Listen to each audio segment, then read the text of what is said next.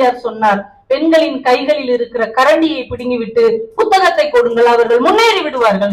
ஆனா இன்னைக்கு பெரியார் வந்தா வேற ஒண்ணு சொல்லுவார். எல்லாரையுமே பார்த்து, இவங்க கையில இருக்கிற மொபைலை பூரா புடுங்கிட்டு புத்தகத்தை தயவு செஞ்சு கொடுங்க, அப்பதான் எல்லாரும் உருப்படுவாங்க.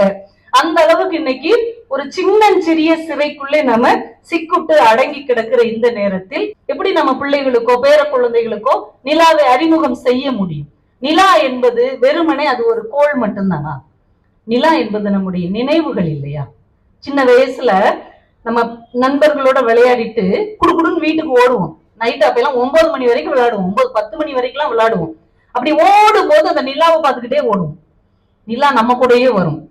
வீட்டுக்குள்ள வாசல்ல வந்து எட்டி பார்ப்போம், நிலா வந்துருச்சு. உள்ள போய் அப்பெல்லாம் சின்ன வீடாதான் இருக்கும், அந்த கிச்சன் கிட்ட ஒரு ஜன்னல் இருக்கும், அது வழியா எட்டி பார்த்து, நிலா என் கூடயே வருதுமா, நான் டெய்லி பாக்குறேன், என் கூட மட்டும்தான் நிலா வருது, நிலாவுக்கு என்னை ரொம்ப பிடிச்சு போச்சு. மறுநாள் சொல்லுவான், டேய் உனக்கு ஒரு விஷயம் தெரியுமா, நிலாவும் நானும் ரொம்ப ஃப்ரெண்ட்ஸ். எப்படா சொல்ற? நேற்று ஃபுல்லா பார்த்தேன்டா, என் கூடயே வந்தது. வளராதடா, நிலா என் கூட வந்துட்டு இருந்ததுடா.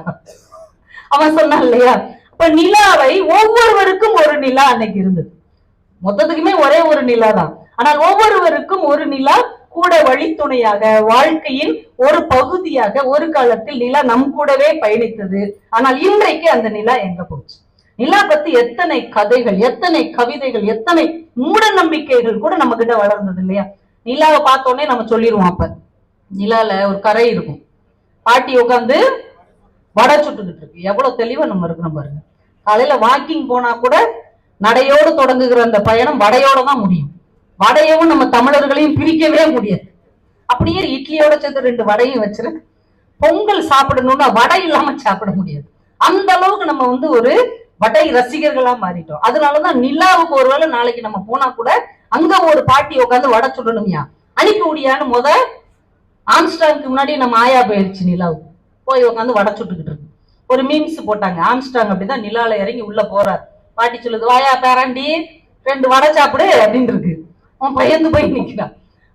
அங்க நிலாவில ஒரு ஆயா உட்காந்து பாட்டி உட்காந்து வடை சுட்டாங்க என்கின்ற அளவுக்கு நம்மால் ஒரு கதையை, ஒரு கற்பனையை உருவாக்க முடிந்தது என்றால் நிலா நம் வாழ்க்கைக்கு எவ்வளவு நெருக்கமாக இருந்தது.